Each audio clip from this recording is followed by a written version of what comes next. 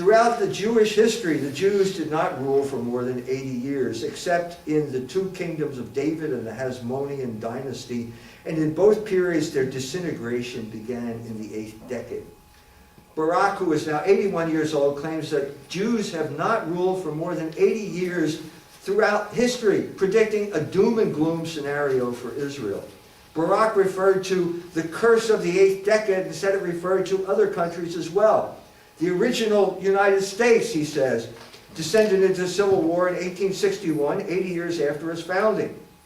The United States was replaced by a national republic which usurped the rights of the states, which was in turn replaced by the American Empire, which was a Jewish creation whose founding myth was the Holocaust narrative. That's me, that's not him. Similarly, the Soviet Union was a creation of Jewish Bolsheviks which lasted from 1917 to 1991. 74 years, 4 more years than God, according to tradition, has allotted to man's life on earth.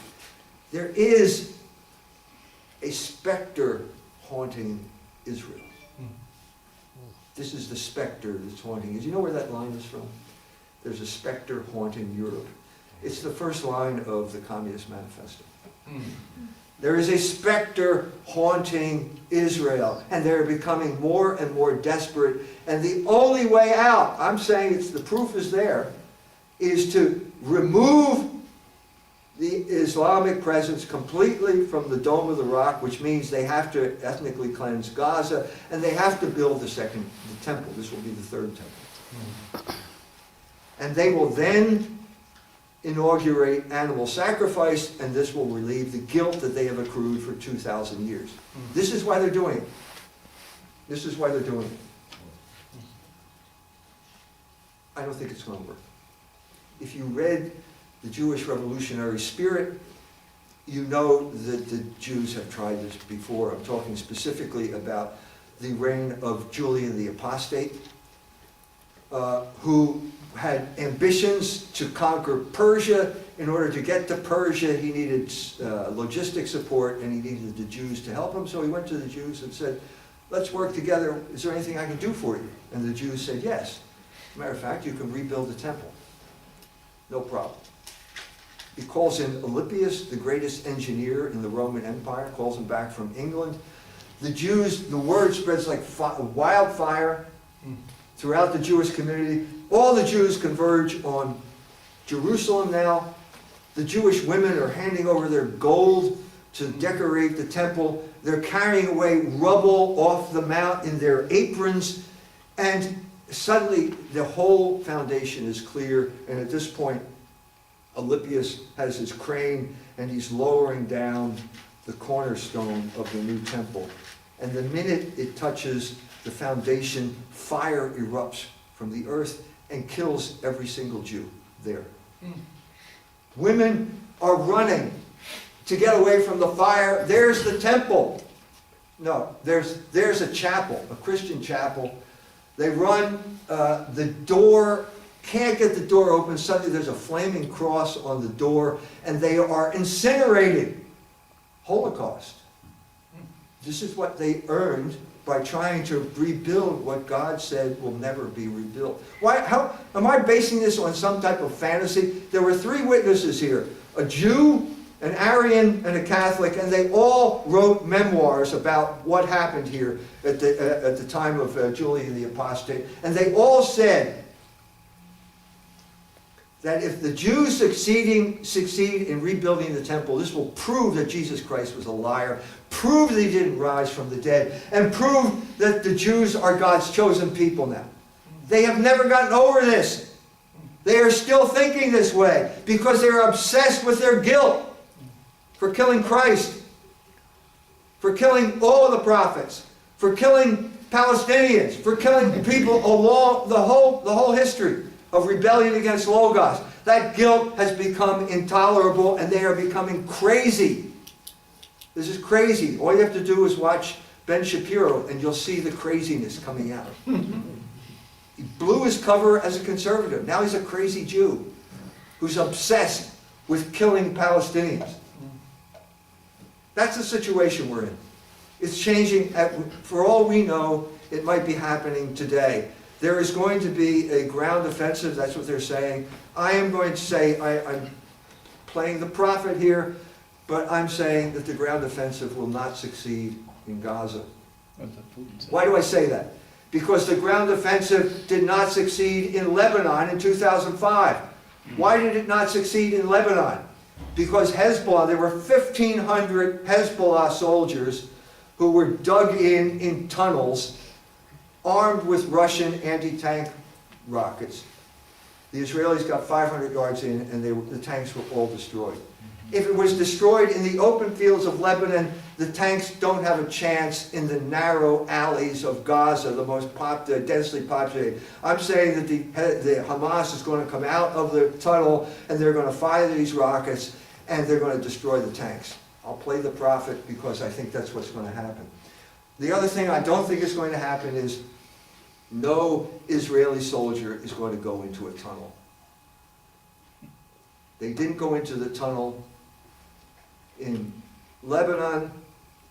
They're not going to go in Gaza. There will be a stalemate. The worst thing that the Palestinians have to fear is the blockade, where they're deliberately cutting off water, cutting off electricity. When someone brought this up to Naftali Bennett, who was also a former prime minister, he said to him, "What are you, crazy? I'm talking about Palestinians. They're Nazis." Again, the Holocaust card got played by that. As soon as they call you a Nazi, you have no rights. You are a piece of excrement. You're a piece of human excrement. When Debbie Lipstadt gave a talk at Notre Dame University, she talked about David Irving. She's famous for, she never written practically nothing about the Holocaust, but she wrote books on the libel trial with David Irving. And she described David Irving as a piece of dog shit on her shoe. This is what they think of you. Does a piece of dog shit have rights? Human rights? Does that be treated in a humane fashion? No. And that's the people who control our government. And if they continue to control the government, that car is going to drive off the cliff. And we'll be passengers in the back seat. That's where we stand right now. As the dust settles over Gaza, the bloodthirsty Israelis, haunted by the fear that their kingdom is doomed, no matter how many weapons they have, pause for a moment as they peer into the abyss which they have created for themselves by ignoring God's law and pissing away the respect and pity the world granted them after World War II. Thank you.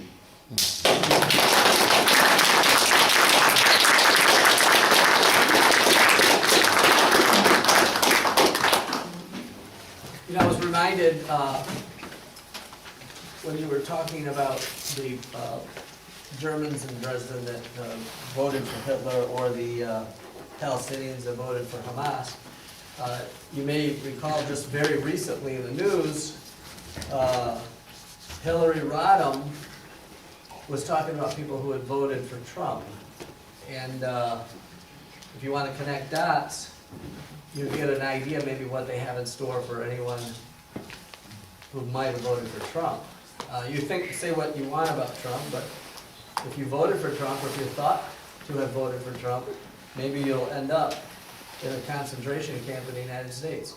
These people are fixated apparently on concentration camps. Maybe that's why they want to turn the United States into a concentration camp, where you can't talk, where you don't have free speech, where you have to hide in the closet. I said 25 years ago on my program, you know, when the sodomites come out of the closet, you can bet your ass the Christians are going to have to go into the closet. This is an inverse relationship. The two cannot mutually exist out in the open. One or the other is going to be in the closet. So I want to thank you so much, Dr. Jones, for your speech today, what you had to say. We're going to open up the floor for some questions and some dialogue with our speaker. Before we do that, I just want to bring to your attention his book that just came out, The Holocaust Narrative. It's at the table. Now, on the website that he has, Cultural Wars, the book sells for more than what you're going to pay here today. You can get this book today for $30, and we would like, if you can, to make a donation to, at our table there. We have other things available, we'll give you some kind of a gift or whatever, but at the very least, $30 for this book, and then anything above and beyond that to help us pay for the conference, and to have us give them a small honorarium, that would be very nice. One of the other things that we have a few left of, I talked about it at the last conference, and I think we only have 5 left. And for a $100 donation, we will give you this DVD here. This DVD is called Sacrificing Liberty. It's a 4-part documentary. It's 4 hours long. Most people say, gosh, I can't sit down and watch something 4 hours long. But when you put it on, you will not be able to stop watching. It's literally the best documentary I have ever seen concerning the 1967, June 8, 1967 attack on the USS Liberty, in which 36 American sailors, 2 of them Jews, died. And that was a false flag that was perpetrated by Israel. And so, when the ship was attacked by the Jewish warplanes, those who know history know that Lyndon Johnson, the president, called off any help that could have been afforded to those sailors who sustained multiple hours of ongoing bombing of their vessel. And it was only through really a miracle that they survived that, and that miracle is discussed in the documentary. And the documentary was made about 4 years ago, and some of the sailors that were on the boat are interviewed. Since the documentary came out, a good number of those sailors have now gone on and have passed because they were so old when, this goes back to '67. So anyway, that's available still at the table for a $100 donation. And but I think really, the thing about it is we have this is not a large crowd. And when we stopped bringing in the dancing girls, we always had a smaller crowd. So it's kind of important. No, we never had dancing girls. If you would, please, stop by the table, help us out, and at the very least, get this book. Dr. Jones will sign this book for you. You'll have an autographed copy. You'll be able to have it in your house forever until they come. Okay. Hopefully they won't come.